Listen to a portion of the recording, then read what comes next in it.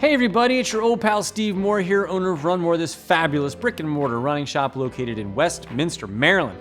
Today we wanted to do a video showing the lineup and fit of the Altra Trail shoes that we carry here in shop. This was a video request we've had from a couple people wanting to know the fit and feel of the whole lineup that we have out here. So these are the models that we carry in store. We are going to exclude one option that we have in store, which is the BOA, because the BOA has sort of its own system to allow it to give a little bit of extra width as you need it. So we sort of kept that out of the lineup. But we wanted to go from narrowest to widest on all the shoes that we carry here from Altra. By the way, if you like this video, we would really appreciate if you did me a solid and like and subscribe to our channel. It's an easy, free way to support the shop. So let's dive into it. And guess what? We are not starting with the Olympus, or I think it's Olympi if you're only holding one. But we're gonna start with the Timp. The Timp, to me and to everybody here, is the narrowest of the Altra shoes. I actually wish this fit a little bit wider because I think there's a lot of awesome characteristics of this shoe. This is one of their more higher cushion shoes that has a nice Vibram outsole to it. This was a big update last year and it comes in a couple different variations to it. But this is a more, to me, slim fit Altra. Definitely has a less forgiving upper too as far as the material. Like if you are somebody who has more width in your foot, this is a tough option for a lot of people. For a myriad of reasons of depth and width. If you're somebody who has more of a slim fit and you love the idea of Altra, this is certainly a shoe that people are gravitating toward to kind of still get the rounded foot-shaped toe box, but not feel like you're swimming in the shoe. That is the Timp 5. Moving up to more of the fast boy, this is our Mont Blanc Carbon. I really like this shoe. Zero drop, fast, carbon plate.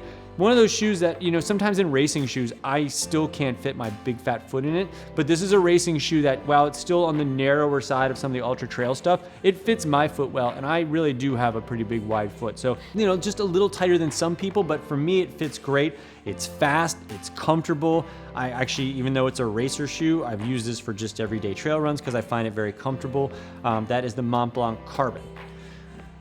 It's fun doing these videos, I have to tell you, because obviously everybody that works here is shoe dorks, and we all kind of get into our little like, well, I think this fits this way and that way, and it's fun because it gives a nice dialogue between all the shop members here. But to me, up next is Superior. I know a lot of people find this shoe to be super wide, but the way my foot is and a couple other people at the shop, even though this has this really, you know, apparent really wide toe box, I feel like for me, where the width is doesn't fit my foot. Like I have a pretty bad bunion in this situation right now, and this just little hits my knuckle on it. This is also a very minimal shoe from Altra. On the trail line, by far the lowest stack height, and really take out, like, you know, the Escalante and the Solstice. This is like their most minimal shoe that they make on not just stack height but arch profile. It also is only seamed on one side, so it kind of like flaps open and closed like a little burrito there. So this is the Superior. It's, at least to me, it definitely is narrower than it appears. That's just me. Moving up to the new shoe, the Wild. This is Altra's 4mm trail shoe. This has sort of the Max Track outsole, so this is a non-Vibram shoe. It's $140. It's sort of a very un-Altra shoe. This is on my I wear a lot list. I wear this shoe walking the dog. I've played golf in it. I've run in it. I've taken it on trips. I love the all-around function of this shoe. And again, it doesn't look as wide as some of the other stuff, but at least for the way it fits for me, this is great. We rarely have people that say the Wild is too narrow for them when they come in and look for it. And this has also been a very sneaky good shoe in the shop. There's just been a lot of people who maybe are hesitant to try a zero drop shoe or just don't want to spend tons of money on a high price shoe, but for $140 with the versatility of this shoe, it's been great. It's got great stack, it's got great volume to the base. It has really nice forgiving forefoot width, so I'm a big fan of the Wild. Came out earlier this year. Now we're getting into the big boys. The Olympus.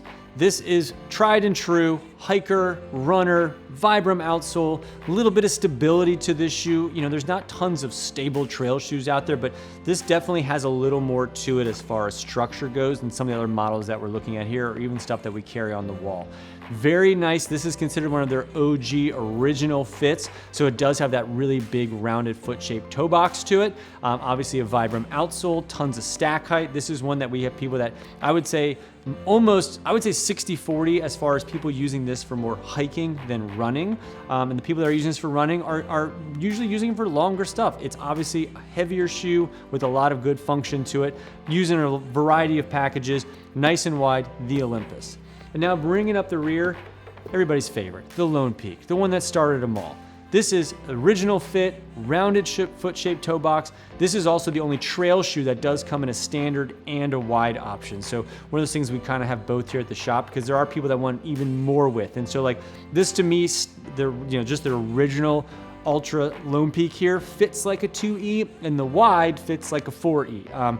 Really nice. I also think one of the reasons why this shoe feels wider than even like the Olympus is I think this material just has a little more play to it.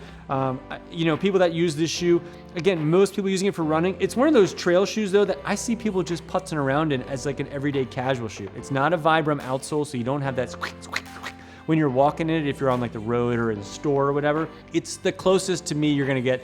Like if you took a slipper and then like an aggressive trail shoe and you mixed them together, that's the Lone Peak. It's awesome.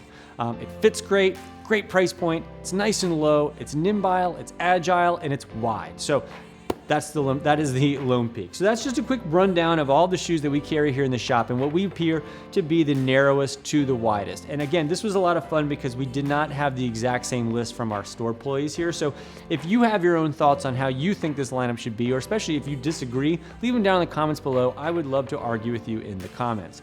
If you find yourself in the greater Westminster, Maryland area, stop on by and say hello. There's a good chance you'll check me here. And if you want to purchase any of these fine shoes, go ahead and click over to our website. We'll have a link down below. And if you enter promo code RUNMOORE, you will save 10% and we'll ship it out to you for free. Hey, thanks so much for watching, and hopefully we see you around town.